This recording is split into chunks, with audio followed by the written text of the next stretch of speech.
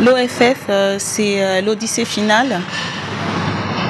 Et l'Odyssée finale, c'est une association à but non lucratif, association 1901, qui a été créée en France et dont l'objectif ici est de faire fédérer les associations ou les groupes de personnes d'origine ou de nationalité camerounaise en vue de faciliter, en cas de décès, les transferts des corps au Cameroun ou l'inhumation en France.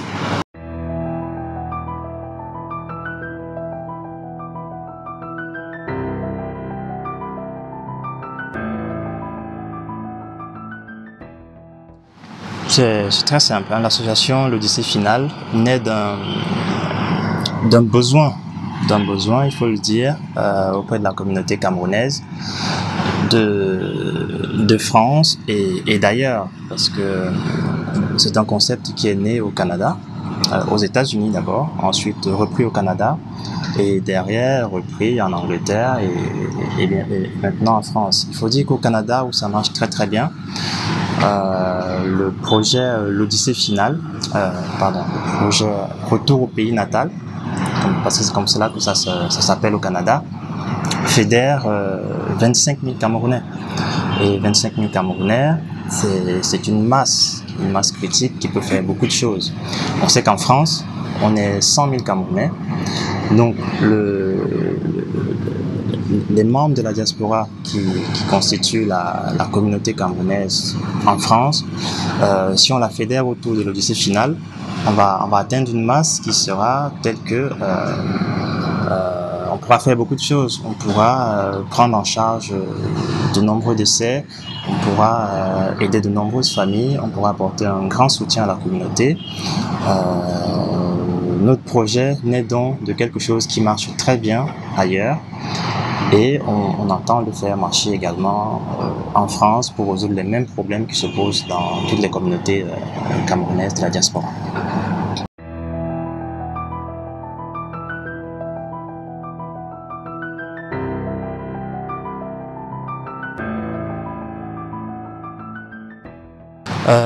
Alors l'association l'Odyssée finale est organisée comme la plupart des associations, hein.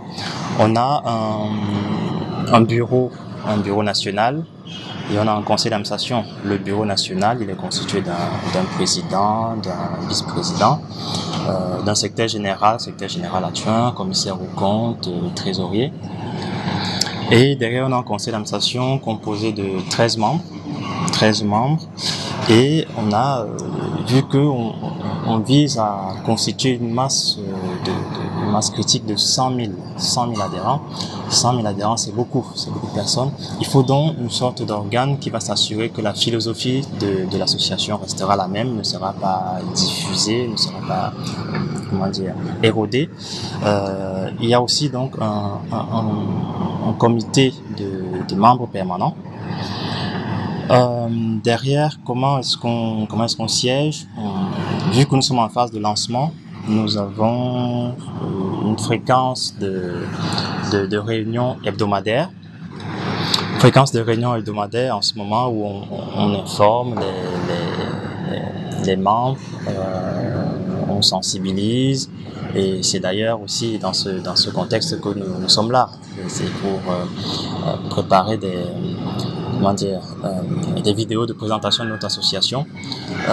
Donc on a une fréquence de réunions hebdomadaires, mais dans nos textes, il est prévu que une fois par an, on siège en assemblée générale où on rend compte de tout ce que nous avons fait et on répond à toutes les questions qui peuvent nous être posées par les membres de l'association.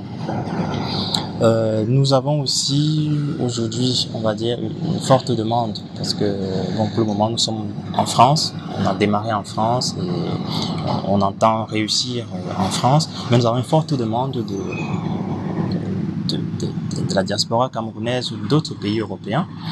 Nous allons certainement, mais dans un deuxième temps, créer d'autres bureaux dans ces autres pays d'Europe et ils seront structurés comme le bureau français.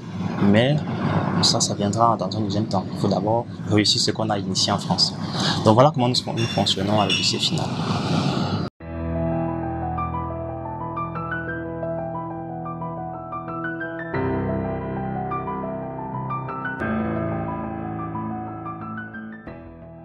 Les objectifs visés par l'association par l'offre aujourd'hui, c'est déjà, nous sommes partis du fait qu'en cas de décès, c'est un constat qui a été fait, pas seulement en France, comme disait Paul tout à l'heure, dans le monde entier, où les Camerounais décèdent et on a du mal à faire partir les corps, à rapatrier les corps au Cameroun. Donc c'est pour ça que nous avons essayé, comme au Canada, comme aux États-Unis aujourd'hui, et même comme en Angleterre, d'apporter une solution à ce besoin récurrent. Donc aujourd'hui, en cas de décès, la famille doit se dépatouiller pour la plupart des Camerounais qui n'ont pas d'assurance. Et la charge financière est très très lourde. Et pour certaines familles d'ailleurs, certaines personnes n'ont pas de famille, certaines personnes n'ont pas de pouvoir financier en fait pour pouvoir assurer ce rapatriement de corps. Et donc, en adhérant aujourd'hui à l'Odyssée finale, nous essayons d'apporter la solution de couvrir tout ce qui est frais en termes de rapatriement ou alors d'inhumation sur place en France. Donc nous mettons en place un bouquet de 10 000 € en cas de décès qui permet pour répondre déjà aux dernières volontés du défunt. Donc soit nous versons ce bouquet à la famille, soit nous rentrons en contact avec notre partenaire funéraire pour le transfert des corps et avec toutes les démarches administratives qui suivent. Donc l'objectif aujourd'hui, c'est de faciliter cette tâche à l'ensemble de nos compatriotes.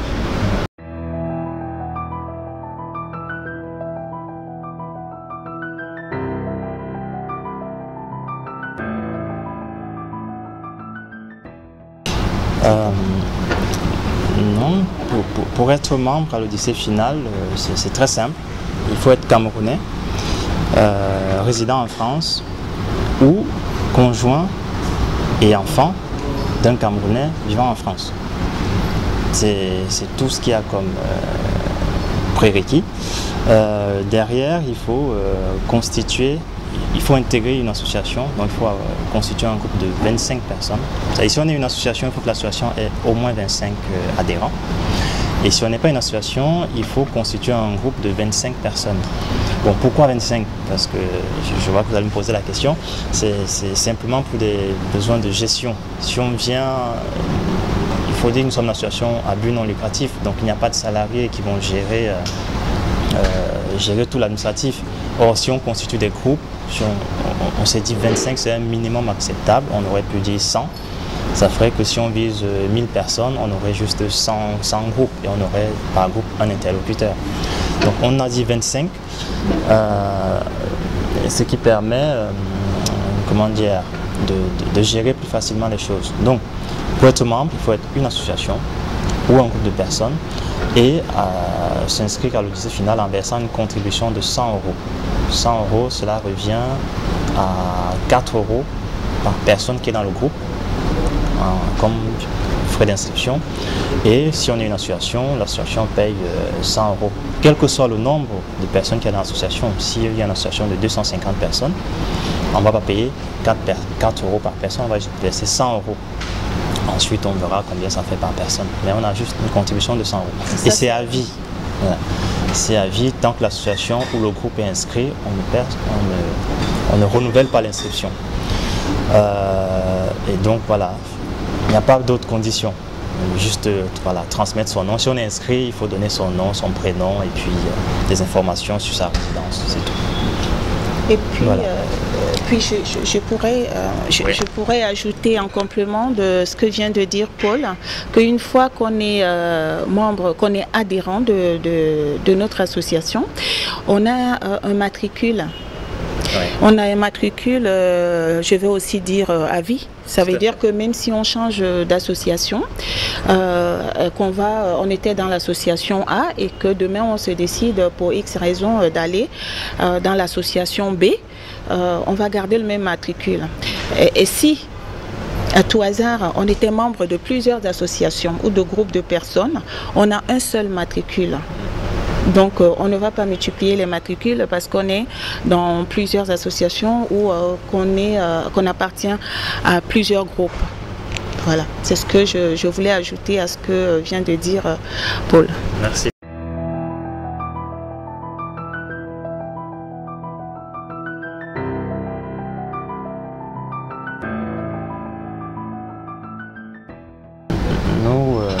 En interne, nous avons vocation, comme je l'ai dit tantôt, à fédérer un grand nombre de personnes. Grand nombre de personnes signifie beaucoup d'argent potentiellement à gérer. S'il y a 100 000 adhérents, on va avoir plusieurs décès, donc plusieurs fois on va faire un appel de fonds de 10 000 euros environ. Et on peut légitimement penser que, vu qu'on brasse cette somme de façon récurrente, il faudrait qu'on soit contrôlé. Et on sait que dans la communauté camerounaise, on va pas se mentir, on a un petit problème de confiance, on a besoin de prouver vraiment qu'on est crédible, on a besoin de faire asseoir notre confiance. Donc on a mis en place en interne et bien en amont des mécanismes de contrôle interne et de vérification financière en mettant en place un commissaire aux comptes interne. Mais on sait que ce n'est pas suffisant, ou alors on peut aller plus loin. Et on l'a fait, on est allé plus loin en prenant cette fois un commissaire aux comptes externe, alors que vraiment on n'en a pas besoin en tant qu'association.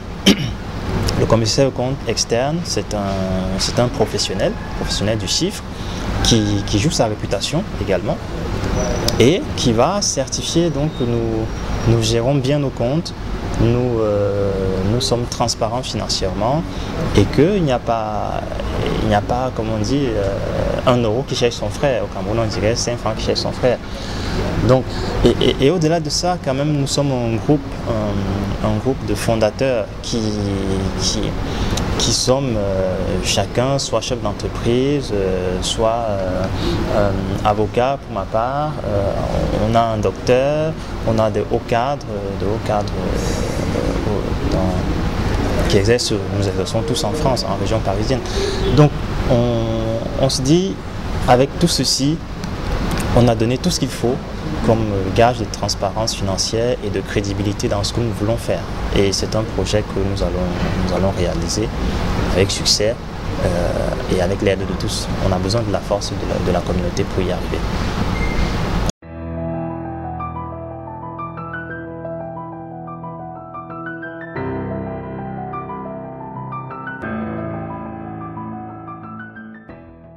Alors, je vais d'abord commencer par l'objectif visé, c'est-à-dire le montant, ce que nous appelons bouquet, à verser à la famille, qui est de 10 000 euros. Et c'est pour cela que nous avons fixé l'objectif. On a mis la barre de 2 000 adhérents pour commencer à verser les prestations. Donc, avant 2 000 adhérents, on ne va pas commencer nos activités.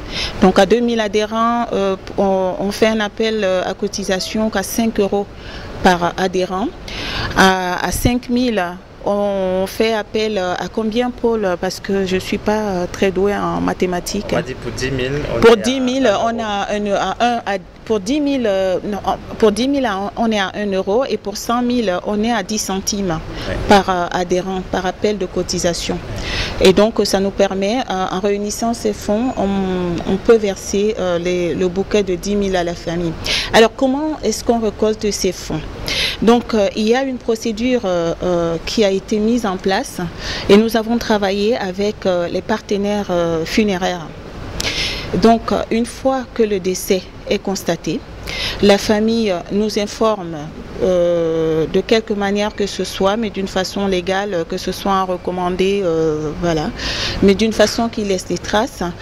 La famille nous tient informés et une fois que nous sommes informés, donc on demande le maximum d'informations possibles et nous, l'association, nous nous rapprochons de notre partenaire funéraire qui va s'occuper de toutes les démarches administratives, qui va s'occuper en cas de décès au domicile, soit de mettre les moyens en place pour le transfert de corps, soit dans une chambre mortuaire, tout ce qui est habillage, cercueil, donc notre partenaire va s'en occuper. Et d'ailleurs, on a pris la peine de trouver un partenaire qui est bien représenté sur l'ensemble du territoire français. Donc une fois que nous avons informé notre partenaire funéraire, nous contactons l'ensemble des associations que nous avons sur notre base de données et nous faisons un appel de fonds. Et une fois, on se donne un délai indicatif de 5 jours pour récolter les fonds, pour pouvoir les mettre à disposition de la famille, parce qu'il faut aller très vite, voilà. Donc, pour mettre ces fonds, soit à disposition des familles, c'est selon les dernières volontés du défunt, donc, parce que nous avons laissé la possibilité aussi à nos adhérents de pouvoir avoir une autre, de pouvoir souscrire à une autre police d'assurance ailleurs. Donc, le défunt peut choisir soit de percevoir en fait que le bouquet soit versé à la famille, soit en fait qu'on s'occupe de transfert, enfin toutes les modalités pour le transfert de corps au Cameroun. Donc il y a ces deux éventualités, soit on verse le bouquet, soit on organise le transfert et puis on verse le reliquat à la famille. Bien sûr, dans le transfert, la famille peut opter pour un accompagnant ou deux. Mais le reliquat est versé, d'argent est versé à la famille pour la suite des obsèques au Cameroun. Voilà un peu. Tu veux ajouter quelque chose? Elle a tout dit. Oui. Non, Myriam a tout dit. Si je veux juste rajouter un petit détail, c'est que lorsque le deuil est annoncé par la famille, on vérifie que la personne décédée était bien résidente en France. Parce que c'est quand même la condition principale, enfin l'une des conditions principales. Pour être résident en France, il faut être camerounais ou conjoint enfant de Camerounais. Donc lorsque le deuil est annoncé, on vérifie que la personne était résidente. On a un certain nombre de documents. Enfin, il y en a deux, trois qui sont connus de tous qui sont résidents en France. Cela, comment dire, écarte des possibilités de fraude. Parce que c'est quand même cela que les adhérents sont... C'est sur ce point que les adhérents sont regardants.